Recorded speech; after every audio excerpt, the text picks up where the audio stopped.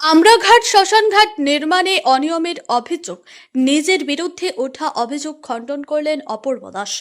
ধলাই সমষ্টির আমরাঘাট শ্মশানঘাট নির্মাণ কাজে অনিয়মের অভিযোগকে কেন্দ্র করে সম্প্রতি সামাজিক মাধ্যম ও বিভিন্ন সংবাদ মাধ্যমে যে বিতর্কের সৃষ্টি হয়েছে সেই বিষয়ে মুখ খুললেন বিজেপির পালংঘাট মণ্ডল সভাপতি অপূর্ব দাস। নিজের বিরুদ্ধে ওঠা দুর্নীতির অভিযোগ সম্পূর্ণ ভিত্তিহীন বলে দাবি করে তিনি বিষয়টি নিয়ে বিস্তারিত বক্তব্য তুলে ধরেন। সংবাদ মাধ্যমের সঙ্গে কথা বলতে গিয়ে অপূর্ব দাস জানান, শ্মশানঘাট নির্মাণ কমিটির চেয়ারম্যান হিসেবে তাকে মনোনীত করা হয়েছিল। তবে নির্মাণ কাজ শুরু হওয়ার সময় তিনি বসন্ত রোগে আক্রান্ত হয়ে প্রায় 1 মাস বাড়িতে অবস্থান করতে বাধ্য হন।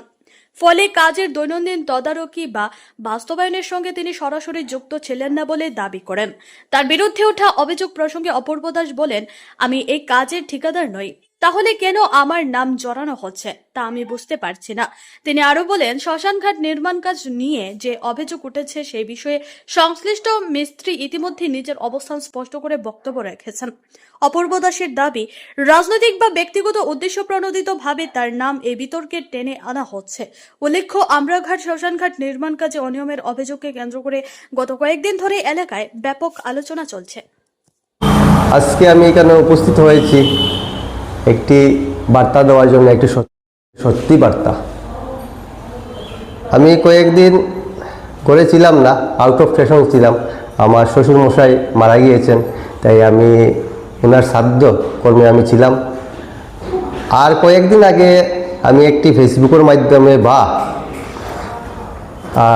ব্লগার কয়েকজন আছেন যে ব্লগ বানিয়েছেন যে একটি শ্মশান আমাদের পালংঘাট মণ্ডলে নির্মাণ হচ্ছে।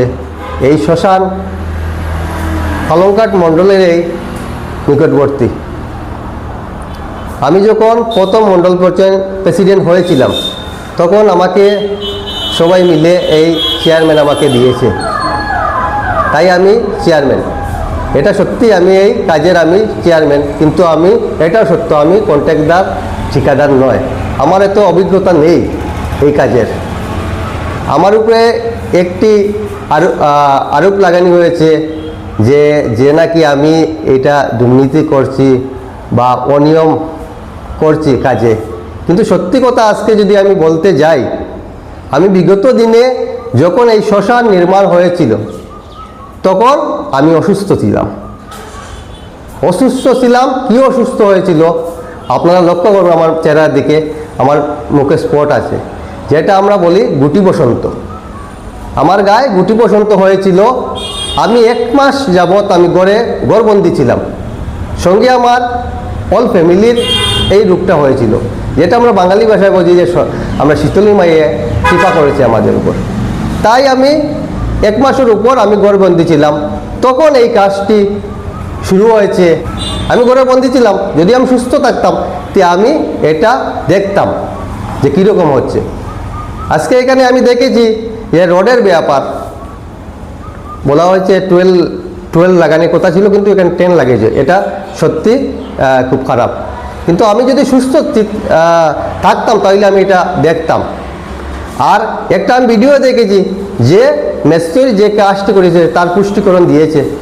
আজকে 10 আর 12 আমি তো এটা পারি না যে আমি নির্ধারিত করব, এটা একটা এস্টিমেট আছে, ওরা জানে। যাই হোক, আমি জানি না, আমি অসুস্থ ছিলাম। সমাজের কিছু মানুষ আমার যে ভাবমূর্তি, এই ভাবমূর্তির উপর একটি আরোপ চলিয়েছে।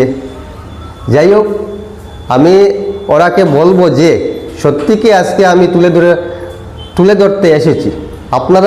আপনারা মিডিয়া বাইরে আছেন, আপনারা সবাই সত্যকে তুলে ধরুন, সঠিকভাবে তথ্য নিয়ে সত্যকে তুলে ধরুন। আজকে আমি এখানে উপস্থিত হয়েছি, আমি কারি অপূর্ব দাস না, মণ্ডল প্রেসিডেন্ট এই পালংঘাট মণ্ডলের। আজকে আমার উপর আরোপ লাগিয়েছেন মণ্ডল প্রেসিডেন্ট বললে।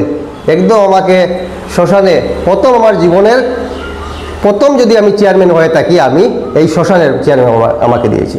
কিন্তু আজকে শ্মশানের চেয়ারম্যান দেওয়ার পরে আমার যেভাবে মিডিয়া বা যেরকম আমার দুর্যোগ লাগাইছে, এইগুলা সকল তথ্য মিথ্যা। আমি প্রথমে বলেছি আমি যে অসুস্থ ছিলাম তার জন্য। কারণটা তো আমি বুঝতে পারি না কি কারণ হতে পারে।